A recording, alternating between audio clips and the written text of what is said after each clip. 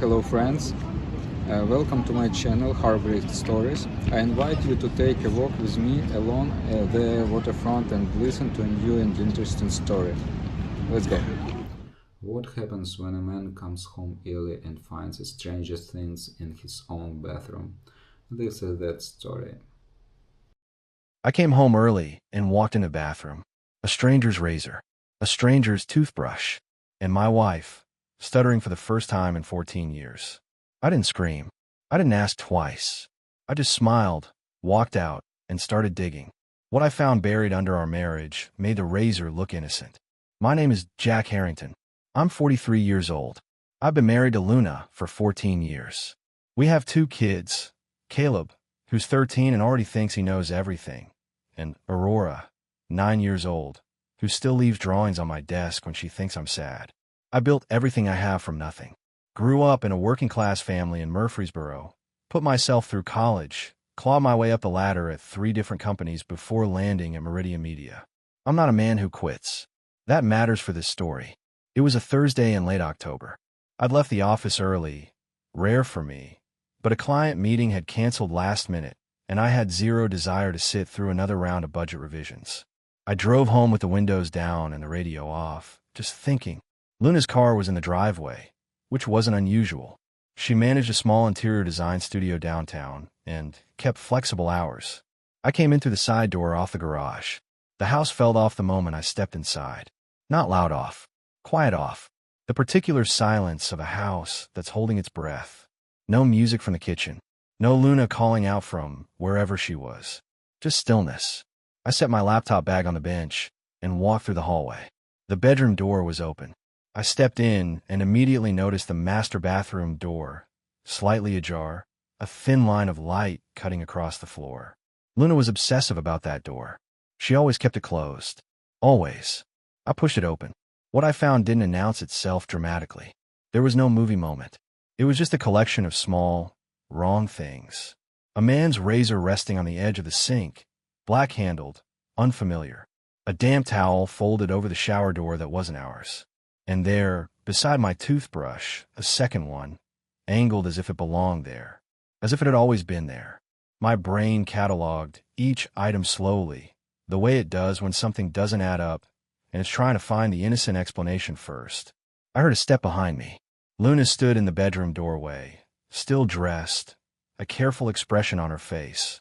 Not surprise exactly, but something close to it. Something rehearsed. "You're home early," she said, her voice landing a half-second too late. I turned and looked at her without speaking. I watched her eyes move from me to the bathroom and back. "Whose are these?" I asked, keeping my voice level. Her lips parted, then closed, then parted again. "What do you mean?" "The razor, the toothbrush, the towel." I stepped aside so she had a full view. "Whose are they, Luna?" And that was the moment. She stood there in the doorway of our bedroom, the woman I had built 14 years of life with. And she stuttered. Not a word or two. Her whole composure stuttered. A visible hesitation, like a machine catching on something it wasn't supposed to catch on. "A friend," she finally managed. "He came by too. He needed to freshen up before an appointment." Yes." Her chin lifted slightly, the way it always did when she was trying to project confidence she didn't have. "What friend?" A pause that lasted one beat too long. "Dwayne. You don't know him. He's a client." I nodded slowly. I didn't raise my voice. I didn't move toward her. I simply said, "All right," and walked back out of the bedroom, down the hallway, and out the side door. Behind me, I heard her call my name once. I didn't answer. I sat in my truck for 20 minutes in the driveway, hands on the wheel, engine off. Not spiraling, not falling apart, just thinking with a coldness I hadn't known I was capable of. I'd been here before in business. The moment you realize someone across the table is lying to you, and they don't know yet that you know. You don't react. You gather. You plan. I pulled out my phone and sent a single text to Grant Fowler. "Need to talk. Not urgent, but soon." Then I started the engine and drove. I drove for about an hour. No destination, no music, just the highway and the October dark closing in around me. When I finally pulled back into the driveway, Luna's bedroom light was off. I sat in the truck another 10 minutes, then went inside through the garage. I didn't go to the bedroom. I took the couch. Sleep didn't come for a long time. I lay there in the dark, staring at the ceiling, running the bathroom scene through my head on a loop. Not with rage, but with a kind of forensic detachment. The razor, the toothbrush, the way she'd said his name, Dwayne. Too quickly. Already prepared. Around 2 in the morning, I got up and went to my home office. I wasn't sure what I was looking for. I opened the filing cabinet where we kept household documents, mortgage, insurance, tax returns. I pulled the folders out one by one, not hunting for anything specific, just moving. That's when I found the envelope. It had been tucked behind the insurance folder, which is why I'd never seen it. A plain white envelope with my name written on the outside in my father's handwriting. My father, Carl Harrington, had died 4 years ago, a heart attack at 68, 2 weeks before Christmas. I remembered going through his desk at the house in Murfreesboro, boxing things up. I must have packed this without opening it, and filed it away without realizing what it was. I sat down and opened it. It was 3 pages, handwritten on yellow legal paper, dated 14 months before he died. Jack, I've been meaning to write this for a while, and keep putting it off, the way men do with things that matter. So here it is. Your mother had an affair. 19 years into our marriage. I found out the way most men do, by accident, not by looking. I want to tell you what I did wrong, because you're my son, and I'd rather you learn from my mistakes than repeat them. What I did wrong was react. I confronted her the same night. I yelled. I gave her every advantage. She knew exactly what I knew, exactly how I felt, exactly how much she'd hurt me. She used all of it. By the time the dust settled, I had nothing left to negotiate with. I stayed, and I'm glad I stayed, but I stayed on her terms, not mine. That's the part that sat wrong for years. If something like this ever happens to you, and I hope it doesn't, don't react. Gather yourself first. Find out everything before you say anything. A man who controls his information controls the outcome. I love you, son. Be smarter than I was. I read it twice. Then I folded it carefully and set it on the desk.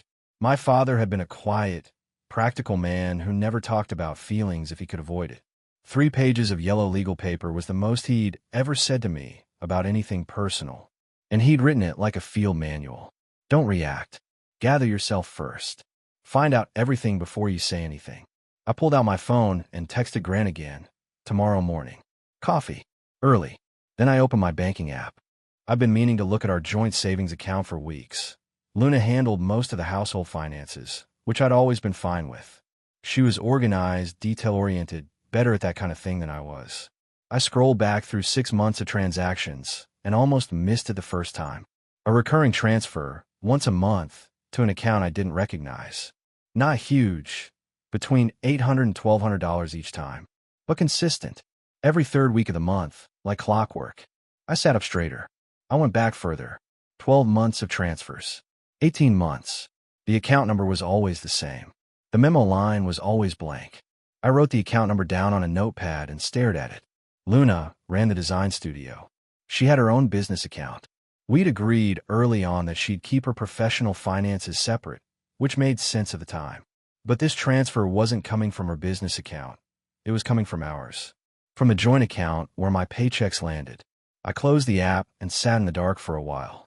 In the morning, I was up before the kids. I made coffee, got Caleb and Aurora through their routines, dropped them at school without running into Luna, and drove straight to the diner on Belmont where Grant was already waiting with a cup halfway finished. Grant Fowler and I had known each other since our late 20s. He'd been my first mentor in the industry, a straight-talking operations director who'd seen everything twice. He listened without interrupting while I laid it out. The bathroom, the razor, Dwayne, the letter, the transfers. When I finished, he set down his cup. "How are you feeling?" Focused, I told him. He studied me for a moment, then nodded slowly. "Okay, then let's talk about what you do next." He leaned forward. "You need someone who can trace that account. And you need a family attorney before she finds one. Whoever moves first sets the terms." "I know someone," I said. "Private investigator. Did work for a guy at Meridian last year." "Use him." Grant's voice was flat and certain. "And Jack, don't tip her off. Not yet. The second she knows you're building a case, everything gets harder." I nodded. I already knew that. My father had told me. 14 years too late for him, and just in time for me. I left the diner and made 2 calls from the parking lot. The first was to a private investigator named Derek Pollard. The second was to a family attorney downtown. The war hadn't started yet, but I was done waiting for her to find me. Derek Pollard operated out of a second-floor office above a tax prep shop on Nolensville Pike. No sign on the door, just a number. He was ex-Metro Police, early 50s, with the kind of face that had stopped being surprised by anything a long time ago. He shook my hand, poured 2 cups of bad coffee, and listened without taking a single note while I walked him through everything. When I finished, he leaned back and said, "You want to know who Dwayne Sloan is, where he comes from, and what his connection to your wife looks like on paper. And I want to know how far back it goes," I added. He nodded slowly. "Give me 72 hours for the first layer. I'll have more after that." He slid a single sheet across the desk, his rate, his terms, his confidentiality agreement. I signed it without haggling. Some things are worth paying for. I drove back to the office and spent the rest of the day functioning on autopilot. Meetings, emails, a pitch review for a new client in Memphis. I did all of it. Nobody noticed anything different.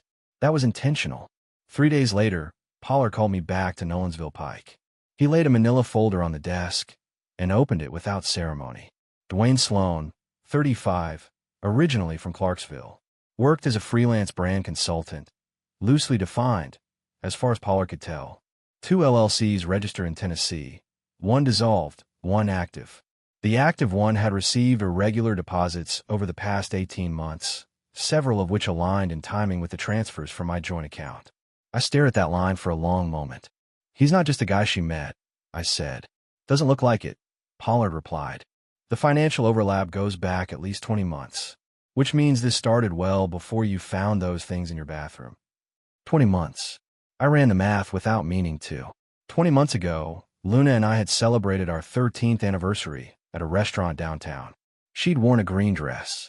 We'd talked about taking the kids to Colorado the following summer. I kept my face still. How far back does their connection go? Before the money.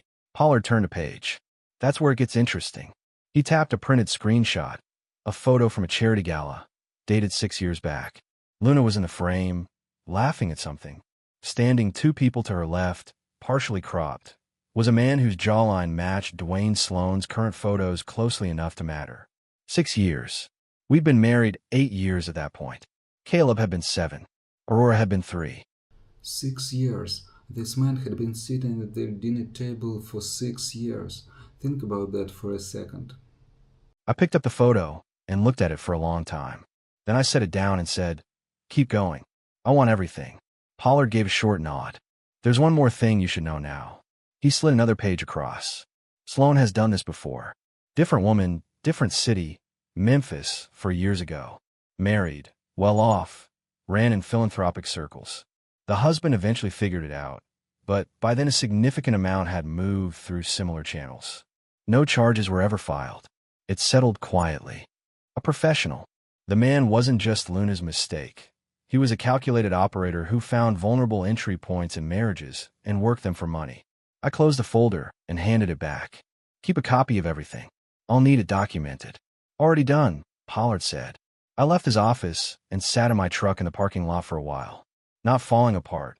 I want to be clear about that. I was angry, yes, but it was the clean, focused kind of angry that sharpens you instead of blurring you. My father's letter had said, "Find out everything before you say anything." I was finding out, and every layer was worse than the one before it.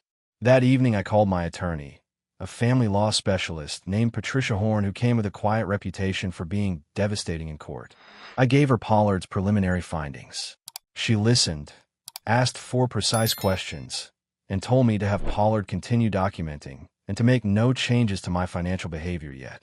"Don't move money," she said. "Don't change accounts. Don't give her any reason to think you know." "Understood." And, "Mr. Harrington, start keeping a personal log. Dates, observations, anything out of the ordinary. Handwritten, not on your phone." I stopped at a drugstore on the way home and bought a small notebook. That night, after the kids were asleep and Luna was watching something in the living room, I sat at my desk and wrote the first entry. 2 weeks passed. I went to work, came home, ate dinner with my family, helped Aurora with her homework, talked to Caleb about his basketball tryouts.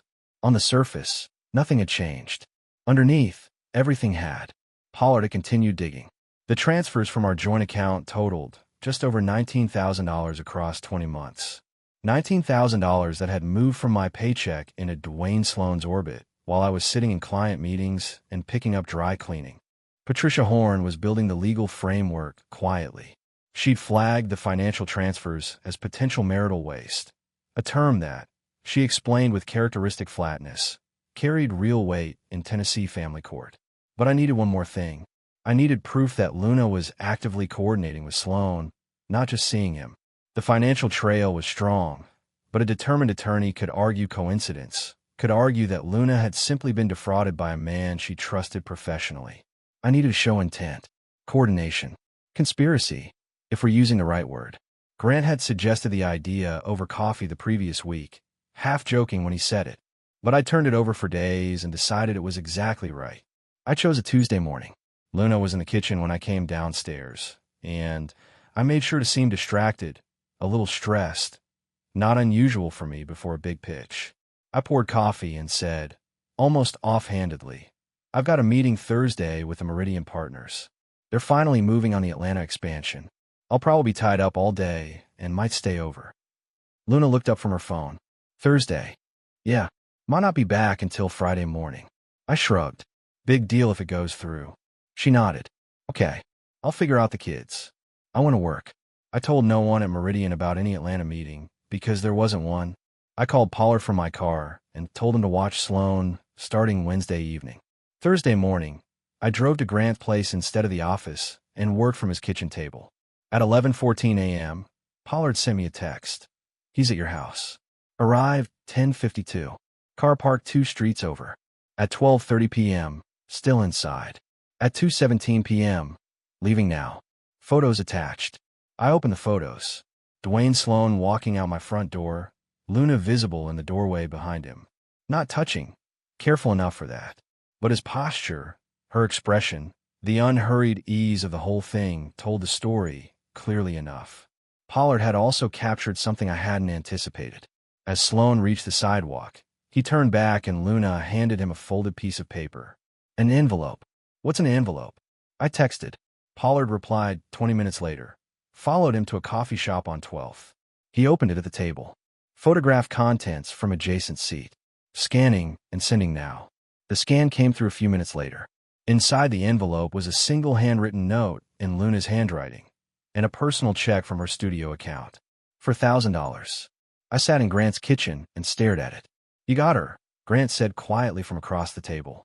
He'd been reading the updates over my shoulder. Yeah, I said. I set the phone down and picked up my coffee. Now I need to figure out exactly when to use it. I'd known Raymond Hicks by reputation for 3 years before I ever sat across from him in a room. He ran Apex Creative Group, a mid-sized media and branding firm based in Brentwood, about 20 minutes from Meridian's offices.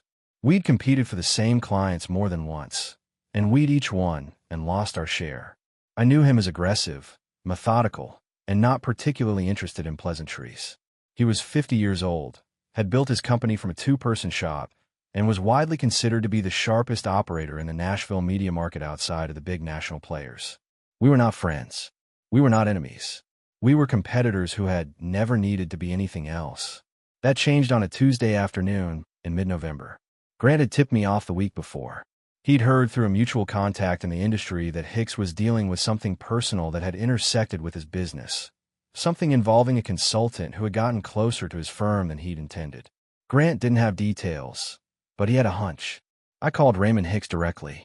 No intermediary, no pretext. I told him I had information about a man named Dwayne Sloan and that I suspected we had a common problem. There was a pause on the line. Then he said, "When can you meet?" We sat in a corner booth at a restaurant in Green Hills with no one nearby. Hicks arrived before me and already had coffee. He was a compact man with a direct gaze and no wasted movement. He spoke first. Sloan approached me 8 months ago, presented himself as a brand strategy consultant with an impressive client list. I did surface-level due diligence. His references checked out. His LinkedIn was polished. I brought him in on a project basis. He paused, turning his cup once. 3 months later, I found out 2 things simultaneously. 1, his credentials were fabricated. The licenses, the prior clients, the portfolio, all constructed. 2, He had developed a personal relationship with someone inside my firm, someone with access to client contracts and pricing structures. I kept my expression neutral. Did he take anything? Nothing I can prove in court. But 2 clients left within 60 days of his departure from the project. Went to a competitor whose pitch was suspiciously close to our internal strategy documents. Hicks looked at me steadily. He's not a romantic opportunist, Mr. Harrington. He's an information broker. The personal relationships are the method. The money and the intelligence are the product.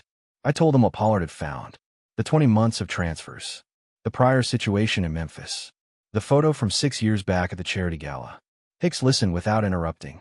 When I finished, he was quiet for a moment. Then he said, "So he's been working your wife for 6 years. At minimum.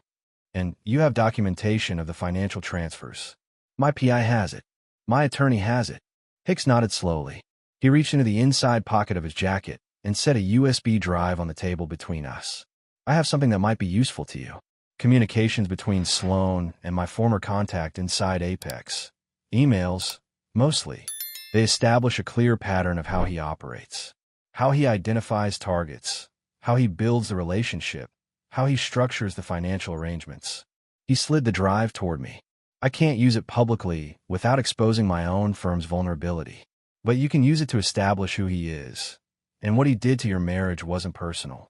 It was professional." I picked up the drive. "Why are you helping me?" Hicks picked up his coffee. "Because Sloan cost me 2 clients and 6 months of sleep. And because men like him keep operating as long as nobody puts the full picture together." He met my eyes. "Put the full picture together, Mr. Harrington." I drove back to Pollard's office and handed him the drive. He had a read on it within the hour. The communications confirmed everything Hicks had described. A methodology. A playbook. Dwayne Sloan had used it on at least 4 women across 3 cities that they could identify, and Luna wasn't his first long-term operation. She was just the current one. That evening I sat at my desk after the kids were asleep and added 3 pages to my notebook. Dates, amounts, names, the shape of the whole thing, laid out in order. Luna walked past the office door around 9:30 and stopped when she saw the light on. "Working late.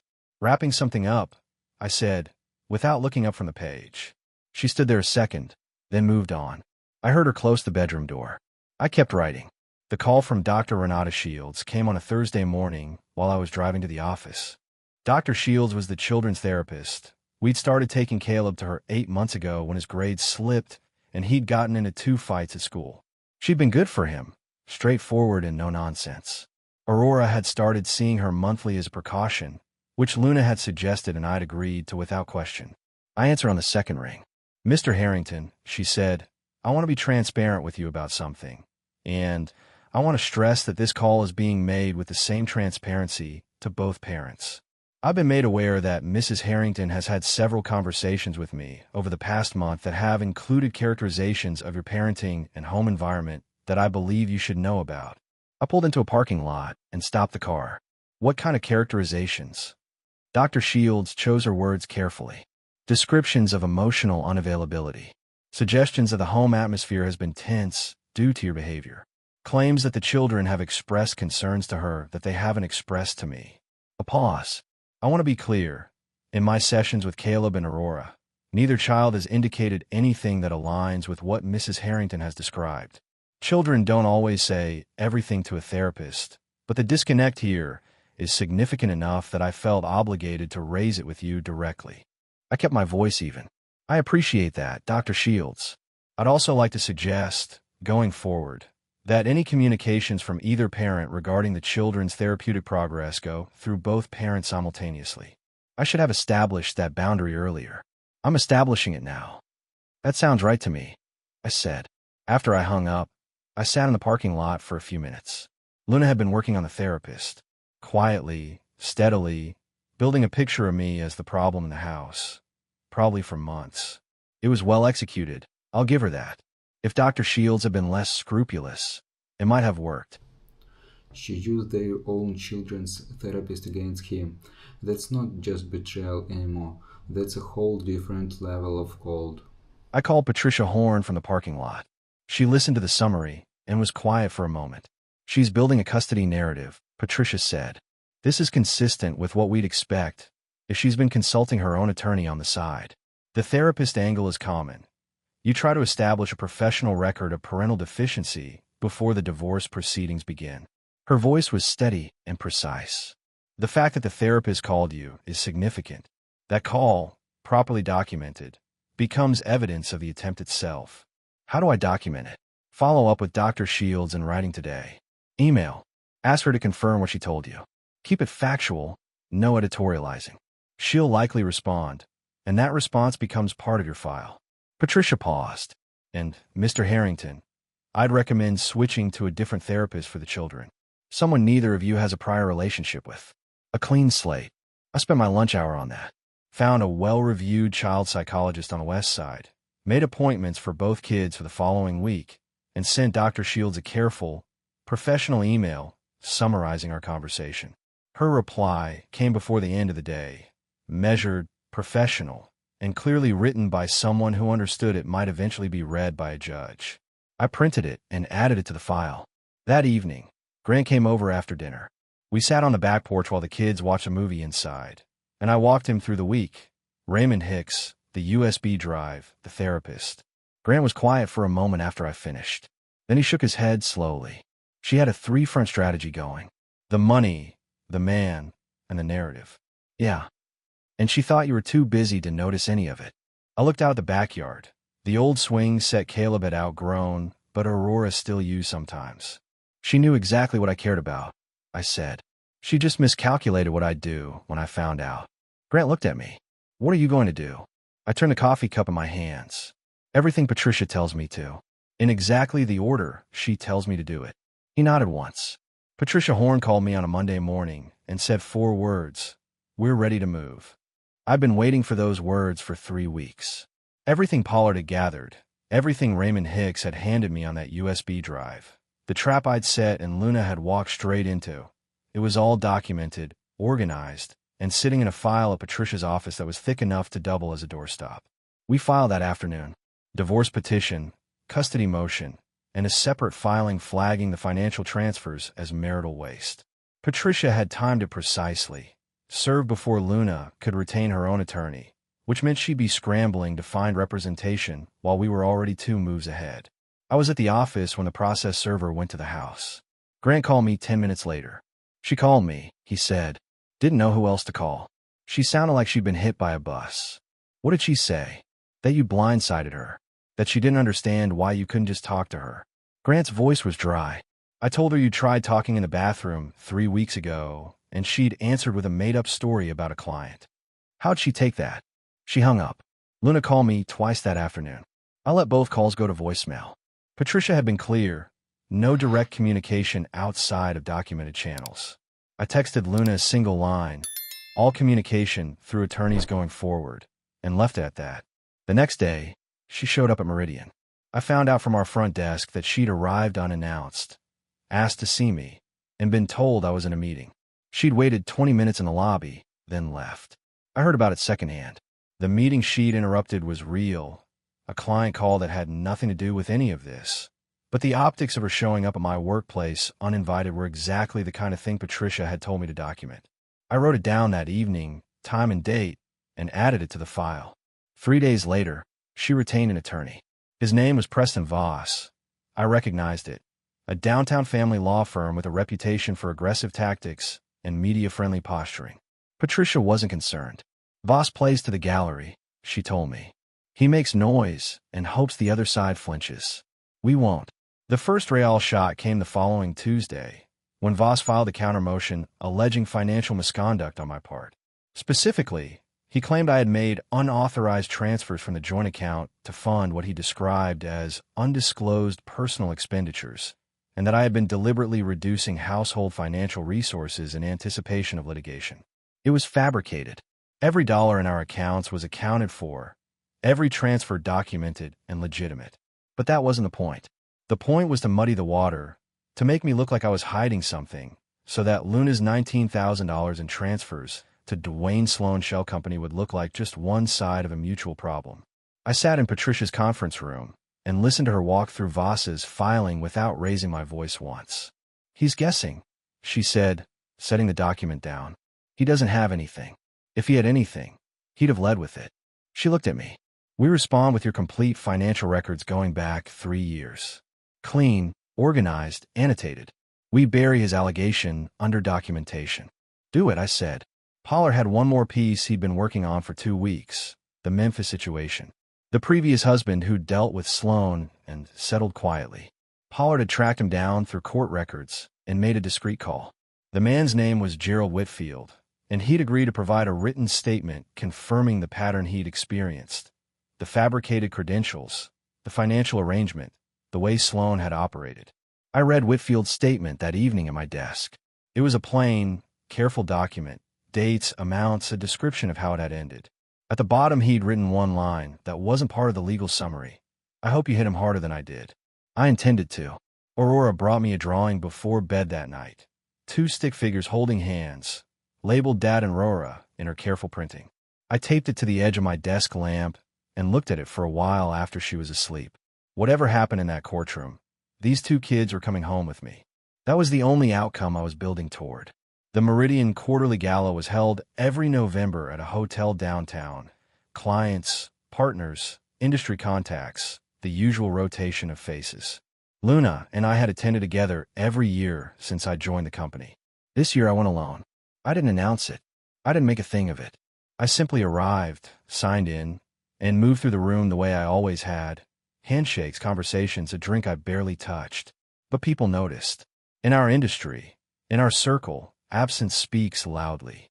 In the absence of Luna Harrington, standing beside me at the Meridian Gala, 2 weeks after divorce filings had apparently started making quiet rounds through the Nashville professional network, spoke at a particular volume.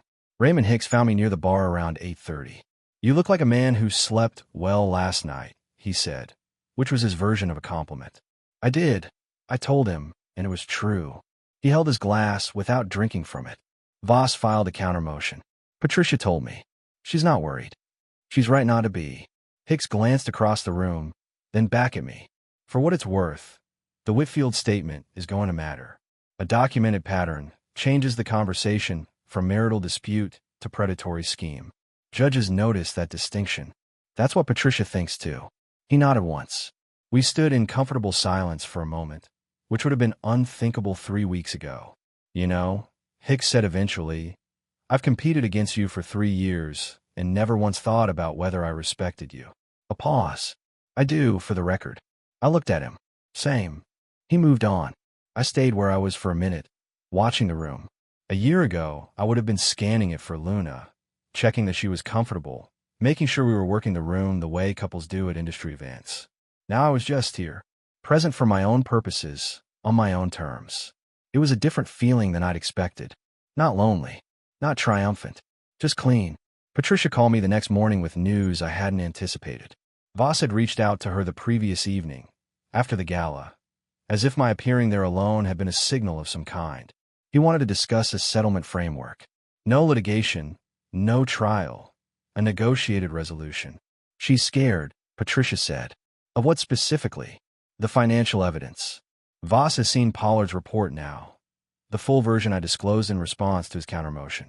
He knows about the Whitfield statement. He knows about Hicks and the USB drive." A brief pause. His client didn't tell him everything before he took the case. He's recalibrating. "What does settlement look like?" I asked. "She's proposing joint custody, a 50-50 asset split, and no spousal support either direction." I didn't answer immediately. I walked to the window of my office and looked out at the street below. Joint custody meant my kids going back and forth for the rest of their school years. It meant Caleb and Aurora spending nights in a house that Dwayne Sloan had access to, with a woman who had been running a financial arrangement with him for 20 months while I paid the mortgage. "No," I said. "Full physical custody, primary legal custody, structured visitation. She can see them. I'm not trying to cut her out of their lives. But they come home to me." Patricia was quiet for a moment. "That's a harder line to hold in court, absent evidence of direct harm to the children." "I have the therapist documentation," I said. She tried to manipulate the children's therapist to build a custody narrative. "That's in the file." "It is," Patricia acknowledged. "All right. I'll respond accordingly." Her voice shifted slightly, something approaching approval. "Mr. Harrington, I want you to know, In 20 years of family law, the clients who come to me with this level of documentation are the ones who determine the outcome. You've done the work. I thanked her and hung up. That evening, I took Caleb and Aurora to their favorite pizza place on Charlotte Avenue. Caleb ate 3 slices and complained that his basketball coach was running extra conditioning drills before tryouts. Aurora declared that mushrooms were the best topping and that anyone who disagreed was wrong. I ate my own food and watched them and thought about nothing except what was right in front of me. On the drive home, Aurora fell asleep in the back seat. Caleb was quiet for a moment, then said, without looking at me, "Dad, is stuff with you and Mom going to be okay?" I glanced at him in the rearview mirror. 13 years old, trying to ask a big question in the smallest possible voice. "It's going to be different," I said carefully. "But you and Aurora are always going to be okay. That's the part that matters." He nodded and looked back out the window. He didn't ask anything else. Sometimes that's enough. Not all the answers, just the right one at the right moment. I pulled into the driveway and sat in the car for a minute after Aurora stirred awake. The house was lit up, warm looking from outside. Whatever happened in the next few weeks, this was still ours. And I wasn't giving it up without a fight I'd already won. The settlement conference happened on a Tuesday morning in early December, in a rented conference room and neutral law firm on 2nd Avenue. Patricia had chosen the location deliberately. No home turf, no history, no advantage to either side walking in the door. I arrived 10 minutes early. Luna and Preston Voss arrived together, 3 minutes late, which told me Voss had coached her on optics. She looked composed. Good suit, careful makeup, the kind of presentation that takes effort to make look effortless. I recognized it because I'd watched her assemble it in our bathroom mirror for 14 years. She glanced at me when she sat down. I looked back without expression and turned to Patricia. Voss opened with their position. Joint custody, equal asset split, no acknowledgement of the financial transfers as marital waste. He framed it as a straightforward dissolution of a marriage that had run its course. Calm language, reasonable tone. The kind of pitch you make when you know the other side has the cards and you're hoping they'll settle for optics. Patricia let him finish. Then she opened her folder. In the next 40 minutes, she laid out everything. Pollard's full financial report, the account numbers, the transfer timeline, the shell company registration, the connection to Dwayne Sloan's LLC, the fabricated Thursday meeting and Luna's delivery of the envelope to Sloan on camera, Raymond Hicks' USB drive and its contents establishing Sloan's methodology across multiple targets, Gerald Whitfield's written statement from Memphis, the children's therapist documentation, Dr. Shields' email confirming the attempt to build a custody narrative and her subsequent withdrawal from those conversations. Voss had known about some of it, not all of it. I watched him read the Whitfield statement and then set it down with the particular stillness of a man recalculating. Luna's composure held through the financial section. It faltered, just slightly, when Patricia read from the USB drive communications, the passages where Sloan had categorized his targets, described his methods, noted the duration and financial yield of each arrangement. Luna's name wasn't in those files, but the pattern was identical. Voss put a hand on her arm, and she pulled it away. Our position, Patricia said, closing the folder, is primary physical custody to Mr. Harrington. Structured visitation for Mrs. Harrington, reviewed every 90 days. The family home goes to Mr. Harrington. The investment portfolio, roughly equivalent in value, goes to Mrs. Harrington.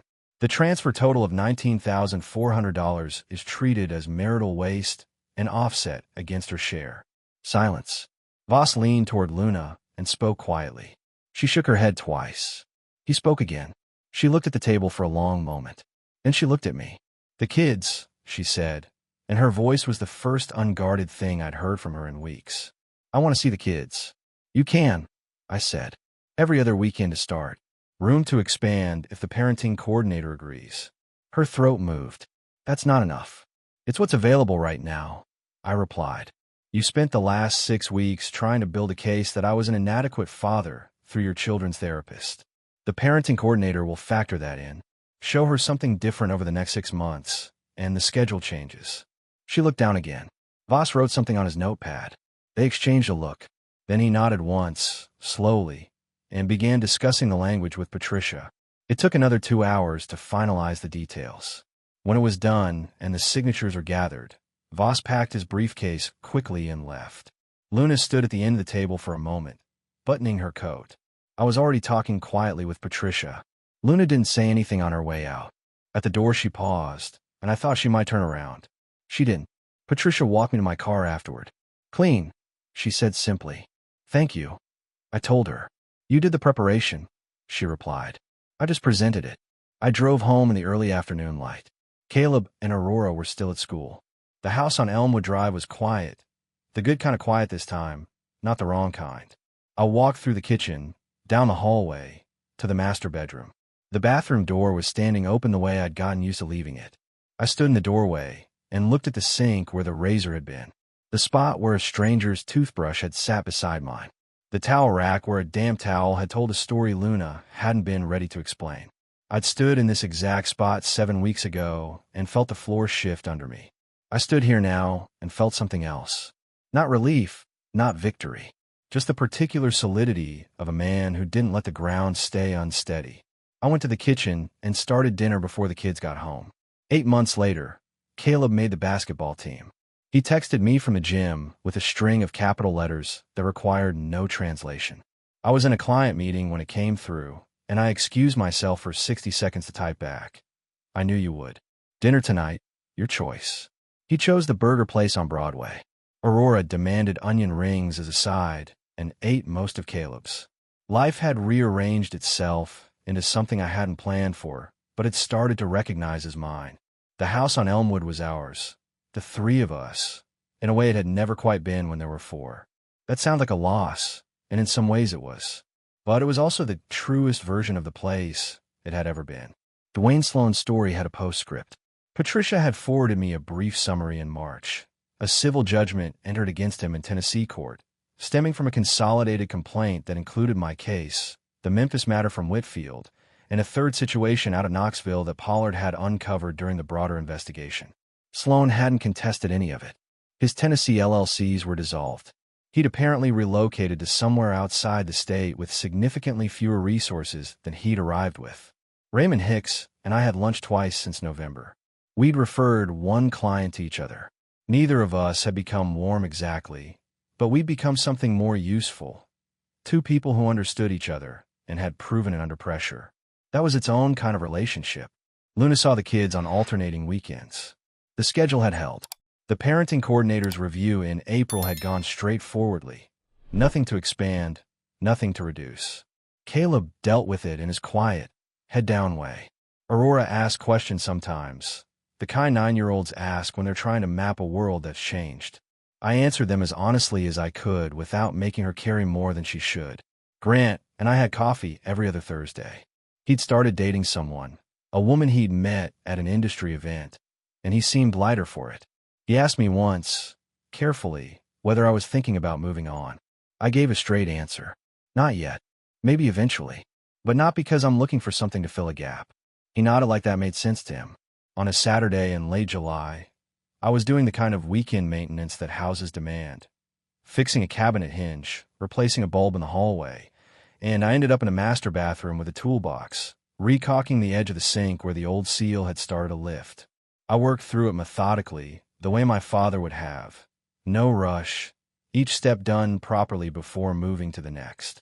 The bathroom had been repainted in the spring, new towels, small changes that added up to something different. It didn't look like the room where everything had broken open. It looked like a room that had been remade. I finished the caulk line, cleaned up the tools, and stood back to check the work. The sink was clean and even. The mirror showed a man in weekend clothes with a toolbox, looking at what he'd fixed. Nothing dramatic, just a job done right. Aurora appeared in the doorway behind me, holding a book. "Dad, are you almost done?" Caleb said we could go to the park. "Give me 2 minutes," I told her. She disappeared down the hall. I put the tools away, washed my hands, and took one last look at the room. Not with weight, not with the memory of that October evening pressing down on it. Just a room in my house where I'd fixed something that needed fixing. Then I dried my hands, grabbed my keys, and went to take my kids to the park. Well, I think some men fall apart when everything breaks. This man didn't. He got quiet, got smart, and rebuilt everything on his own terms.